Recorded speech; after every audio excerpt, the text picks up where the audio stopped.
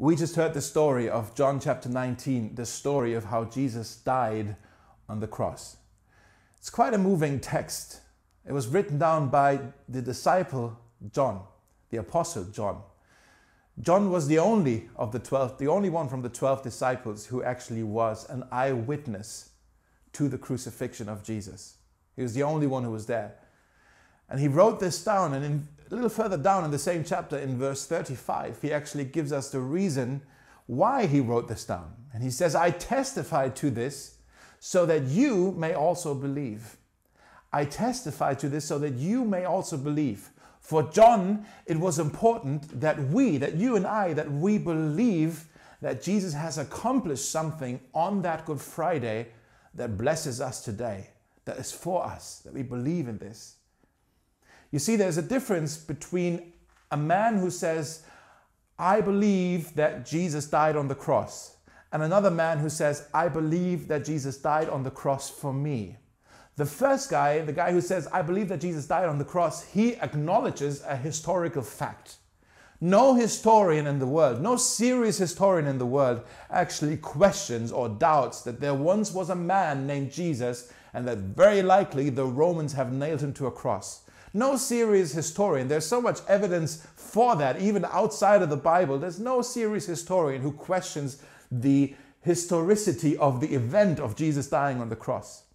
So to say, I believe that Jesus died on the cross, that just acknowledges the historical event. But to say, I believe that Jesus died on the cross for me, that is more than that. That's actually saying this event that happened has an outcome, that something was accomplished there, something was done there that actually I benefit from today, that blesses me today, that actually changes my eternal destiny. Something was done there that blesses me today, that is for me today. And so to say, I believe that Jesus died for me is more than believing in a historical fact. It is to say, salvation. Salvation is mine. So on that Good Friday, today, we remember that Jesus died for us on the cross. And with his last breath stretched out on the cross, he said, it is finished. He didn't say, I am finished. He said, it is finished. That means something was done. Something was accomplished. Something was completed. Something was fulfilled. Something was built. Something was brought together. A broken relationship restored. A bridge was built that you and I, we can now walk over to get to God.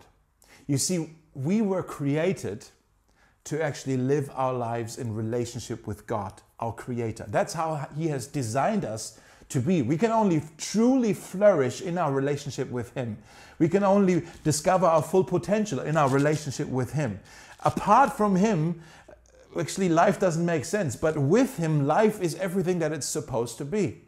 But somehow we humans have decided we don't need God to be happy. We can actually be even happier on our own. And so we turned away from God. We said we don't want to be dependent on this God who tells us we can only flourish with Him. No, we want to be independent. We want to be our own master of happiness. We want to be our own God. And so we turned away from God and we turned towards our own lives, our self-ruled life. And the Bible actually calls this posture, this turning away from God, that's what is called sin.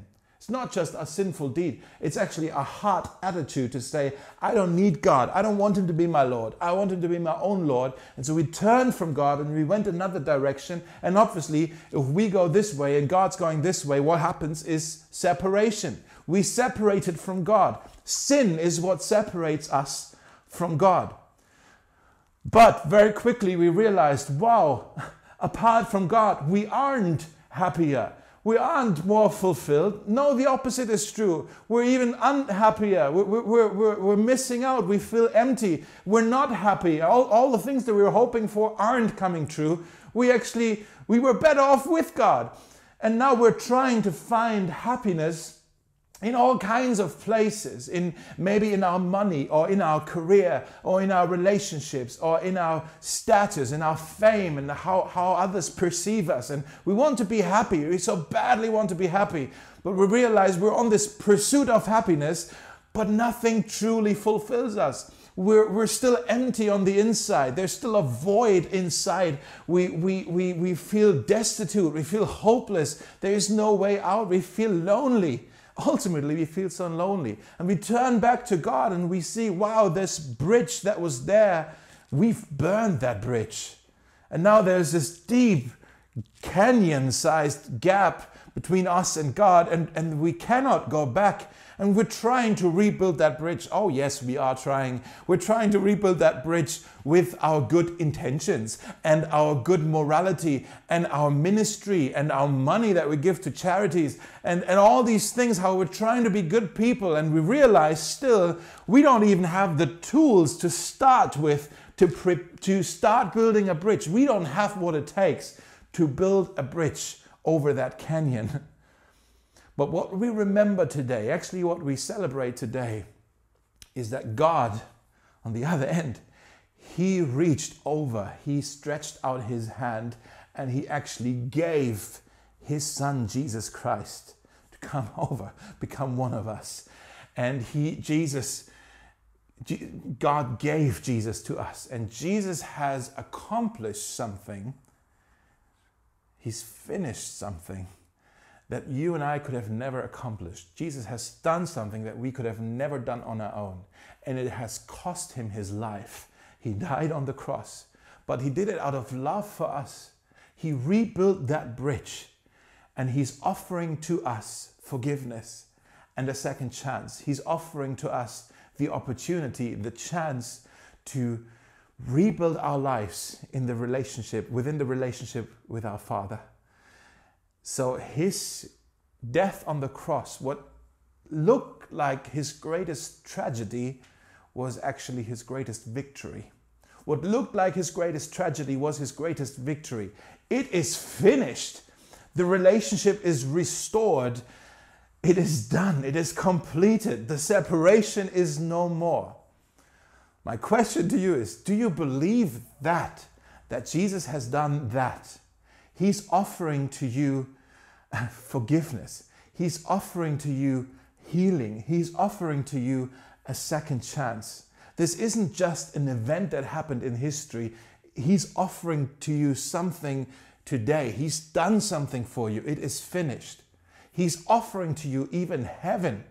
But more than that, in 1 Peter 3 verse 18, it says, Christ has suffered for our sins, the righteous for the unrighteous, that He might bring us to God.